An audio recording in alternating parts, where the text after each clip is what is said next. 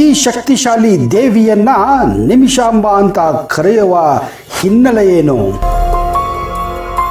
ಇಲ್ಲಿಯ ಏಕಮೇವ ಶ್ರೀಚಕ್ರವು ಅದ್ವಿತೀಯ ಎನಿಸಿಕೊಳ್ಳಲು ಕಾರಣ ಏನು? ಈ ದೇವಸ್ಥಾನದ ವರ್ಧಂತಿ ಮಹೋತ್ಸವದ ಹಿನ್ನೆಲೆ ಏನು? ಈ ಎಲ್ಲ ರೋಚಕ ವಿಷಯಗಳನ್ನು ಈ ವಿಡಿಯೋದ ಮೂಲಕ ನಾನು ಹೇಳಕ್ಕೆ ಹೋಗ್ತಾ ಇದ್ದೀನಿ ಸ್ನೇಹಿತರೆ. ಒಂದು ವೇಳೆ ನೀವು ಈ ಚಾನಲನ್ನು ಇನ್ನೂ ಸಬ್ಸ್ಕ್ರೈಬ್ ಮಾಡದೇ ಇದ್ದರೆ ಈಗಲೇ ಸಬ್ಸ್ಕ್ರೈಬ್ ಮಾಡಿ. ಹೌದು ಸ್ನೇಹಿತರೆ, ನಿಮಿಷಗಳಲ್ಲಿ ವಿಘ್ನಗಳನ್ನು ನಿವಾರಿಸುವ ಆ ಶಕ್ತಿಶಾಲಿ ದೇವಿಯೇ ನಿಮಿಷಾಂಬ. ನಿಮಿಷಾಂಬ ದೇವಸ್ಥಾನ ಕರ್ನಾಟಕ ರಾಜ್ಯದ ಮಂಡ್ಯ ಜಿಲ್ಲೆಯ ಶ್ರೀರಂಗಪಟ್ಟಣದ ಐತಿಹಾಸಿಕ ಹಾಗೂ ಪುರಾಣ ಪ್ರಸಿದ್ಧ ತಾಲೂಕು ಕ್ಷೇತ್ರವಾದಂತಹ ಗಂಜಾಂ ಪುಣ್ಯಕ್ಷೇತ್ರದಲ್ಲಿದೆ. ಶಕ್ತಿ ದೇವಿ ಎಂದೇ ಕರೆಯಲಾಗುವ ಪಾರ್ವತಿ ದೇವಿಯ ಸಾಕ್ಷಾತ್ ಅವತಾರವೇ ಈ ಕ್ಷೇತ್ರದಲ್ಲಿ ನೆಲೆಸಿರುವ ನಿಮಿಷಾಂಬ ದೇವಿ ಸ್ನೇಹಿತರೆ. ಅಷ್ಟೇ ಅಲ್ಲ, ಈ ದೇವಿ ಬಲು ಜಾಗೃತ ಹಾಗೂ ಶಕ್ತಿಶಾಲಿ ಎಂದು ಭಕ್ತರಿಂದ ಕೊಂಡಾಡಲ್ಪಟ್ಟಿದೆ.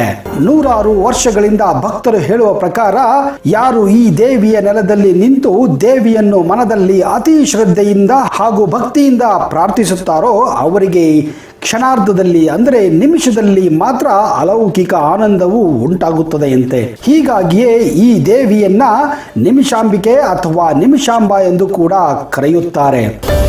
ಈ ಅತ್ಯದ್ಭುತ ನಿಮಿಷಾಂಬಿಕಾ ದೇವಸ್ಥಾನ ಶ್ರೀರಂಗಪಟ್ಟಣದಿಂದ ಕೇವಲ 3 ಕಿಲೋಮೀಟರ್ ದೂರದಲ್ಲಿರುವಂತಹ ಗಂಜಾಂ ಗ್ರಾಮದಲ್ಲಿ ಕಾವೇರಿ ನದಿ ತೀರದಲ್ಲಿ ನೆಲೆಸಿದ್ದಾಳೆ. ಈ ದೇವಸ್ಥಾನವನ್ನು ನೀವು ಮೈಸೂರು, ಬೆಂಗಳೂರು, ಹಾಸನ, ಮಂಡ್ಯದಿಂದ ಬಂದು ಶ್ರೀರಂಗಪಟ್ಟಣಕ್ಕೆ ಬಂದರೆ ಸಾಕು, ಅಲ್ಲಿಂದ ನಿಮಗೆ ಬಾಡಿಗೆ ಕಾರು, ರಿಕ್ಷಾ, ಆಟೋಗಳು ತುಂಬಾನೇ ಸಿಗುತ್ತವೆ. ಗಂಜಾಂ ಪ್ರಸಿದ್ಧ ಯಾತ್ರಾ ಸ್ಥಳ ಬೆಂಗಳೂರಿನಿಂದ ಸುಮಾರು 125 ಕಿಲೋಮೀಟರ್ ದೂರದಲ್ಲಿದ್ದರೆ ಮೈಸೂರು ನಗರದಿಂದ ಕೇವಲ 21 ಕಿಲೋಮೀಟರ್ ದೂರದಲ್ಲಿದೆ ಸ್ನೇಹಿತರೆ. ಹಾಗೆಯೇ ಹಾಸನದಿಂದ ಸುಮಾರು 109 ಕಿಲೋಮೀಟರ್ ದೂರದಲ್ಲಿದೆ.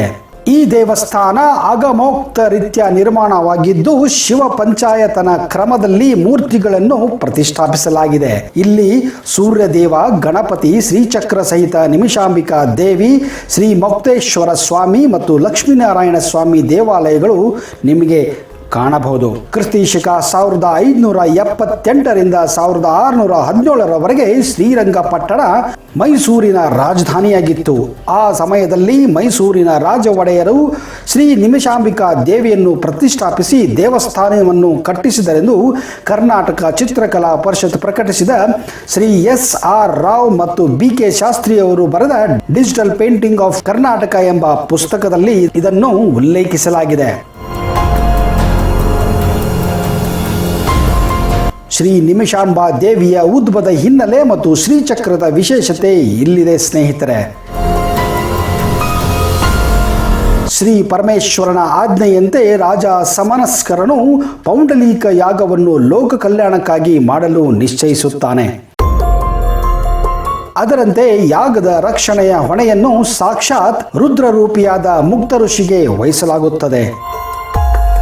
ಈ ವಿಚಾರವನ್ನು ಜಾನು ಮತ್ತು ಸುಮಂಡಲರು ಎಂಬ ರಾಕ್ಷಸರು ಶ್ರೀಮಾನ್ ನಾರದರಿಂದ ತಿಳಿದುಕೊಳ್ಳುತ್ತಾರೆ. ಹೇಗಾದರೂ ಮಾಡಿ ಈ ಯಾಗವನ್ನು ಕೆಡಿಸಲೇಬೇಕೆಂದು ತಮ್ಮ ಗುರುಗಳಾದ ಶುಕ್ರಾಚಾರ್ಯರಲ್ಲಿ ಮಂತ್ರಾಲೋಚನೆ ನಡೆಸುತ್ತಾರೆ. ಜಾನು ಮತ್ತು ಸುಮಂಡಲರು ತಮ್ಮ ಮಂತ್ರಿಗಳಾದ ಶೂರಬಾಹು ಮತ್ತು ಘಟೋದರರಿಂದ ಸೈನ್ಯವನ್ನು ಕಳಿಸುತ್ತಾರೆ. ಇವರ ಸೈನ್ಯವನ್ನು ಕ್ಷಣಾರ್ಧದಲ್ಲಿ ಮುಕ್ತಕನು ಸಂಹರಿಸುತ್ತಾನೆ. ಈ ಸುದ್ದಿಯನ್ನು ತಿಳಿದ ಜಾನು ಮತ್ತು ಸಮಂಡಲರು ಕೋಪಗೊಂಡು ಸ್ವತಃ ತಾವೇ ಯುದ್ಧಕ್ಕೆ ಸನ್ನದ್ಧರಾಗುತ್ತಾರೆ. ವೀರಾವೇಶದಿಂದ ಯುದ್ಧವನ್ನು ಮಾಡಿದರೂ ಈ ಯುದ್ಧದಲ್ಲಿ ಮುಕ್ತಕನು ಸೋಲನ್ನು ಅನುಭವಿಸಬೇಕಾಗುತ್ತದೆ. ಯುದ್ಧದಲ್ಲಿ ಸೋತ ಮುಕ್ತಕನು ಪಾರ್ವತಿಯನ್ನು ಕುರಿತು ಪ್ರಾರ್ಥಿಸುತ್ತಾನೆ. ಕ್ಷಣ ಮಾತ್ರದಲ್ಲಿ ಪಾರ್ವತಿ ದೇವಿಯು ಯಜ್ಞಕುಂಡದಿಂದ ಉದ್ಭವಿಸುತ್ತಾಳೆ. ಜಾನು ಮತ್ತು ಸುಮಂಡಲಕರು ಯಾವುದೇ ಆಯುಧಗಳಿಂದ ತಮ್ಮ ಸಂಹಾರ ಆಗಬಾರದೆಂದು ಬ್ರಹ್ಮನಿಂದ ವರವನ್ನು ಪಡೆದಿರುತ್ತಾರೆ.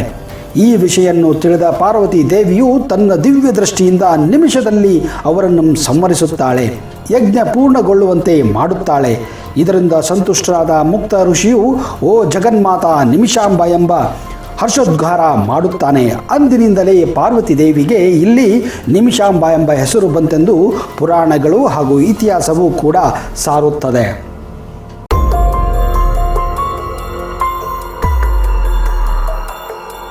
ತ್ರಿಶೂಲ, ಢಮರು, ಅಭಯವರ್ಧಗಳಿಂದ ಶೋಭಿಸುವ ಶ್ರೀ ನಿಮಿಷಾಂಬಿಕಾ ಭಕ್ತ ಜನರ ಕಲ್ಪತರು ಆಗಿದ್ದಾಳೆ.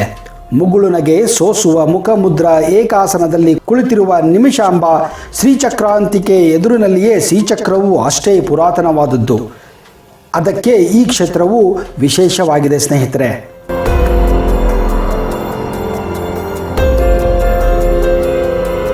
ಭ್ರೂಪ್ರಸ್ತಾರ ಶ್ರೀಕೃಷ್ಣ ಲೀಲೆಯಲ್ಲಿ ಕೆತ್ತಲ್ಪಟ್ಟ ಶ್ರೀಚಕ್ರವು ಏಕಮೇವ ಅದ್ವಿತೀಯ ಎನಿಸಿಕೊಂಡಿದೆ. ಶ್ರೀಚಕ್ರದ ಎಲ್ಲೆಡೆ ದಳದಲ್ಲಿ, ತ್ರಿಕೋನಗಳಲ್ಲಿ, ಭವನಗಳಲ್ಲಿ ಇರುವ ಬೀಜಾಕ್ಷರಗಳು ಜಗದಾಂಬೆ ಶ್ರೀ ನಿಮಿಷಾಂಬಿಕಾ ದೇವಿಯ ಪ್ರಸನ್ನತೆಗೆ ಕಾರಣ ಇದಾಗಿದೆ.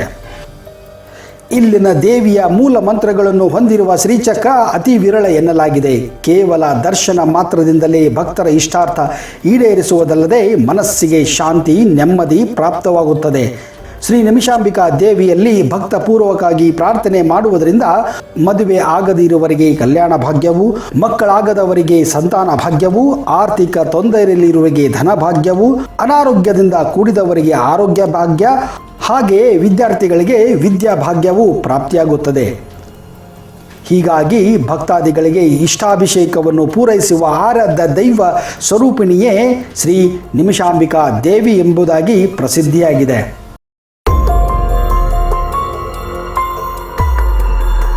ಈ ದೇವಸ್ಥಾನದಲ್ಲಿ ಮಹಾನೈವೇದ್ಯ ಪ್ರತಿದಿನ ಮಧ್ಯಾಹ್ನ 12 ಗಂಟೆಗೆ ನೆರವೇರುತ್ತದೆ. ಸಾಯಂಕಾಲದ ಪ್ರದೋಷಕ ಅಭಿಷೇಕ ಸಂಜೆ 6:30ರಿಂದ 7:30ರವರೆಗೆ ನಡೆಯುತ್ತದೆ.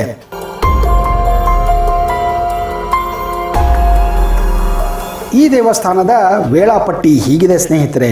ವಿಶೇಷ ದಿನಗಳಲ್ಲಿ ಬೆಳಗ್ಗೆ 4 ಗಂಟೆಯಿಂದ 6:30ವರೆಗೆ, ಪ್ರತಿದಿನ ಬೆಳಗ್ಗೆ 6:30ರಿಂದ ಸಾಯಂಕಾಲ 8:30ರವರೆಗೆ ತೆರೆದಿರುತ್ತದೆ. ಹಾಗೆ ಪ್ರತಿ ಪೌರ್ಣಿಮೆಯ ದಿವಸದಂದು ಬೆಳಗ್ಗೆ 5 ಗಂಟೆಯಿಂದ ರಾತ್ರಿಗೆ 8:30 ತೆರೆದಿರುತ್ತದೆ.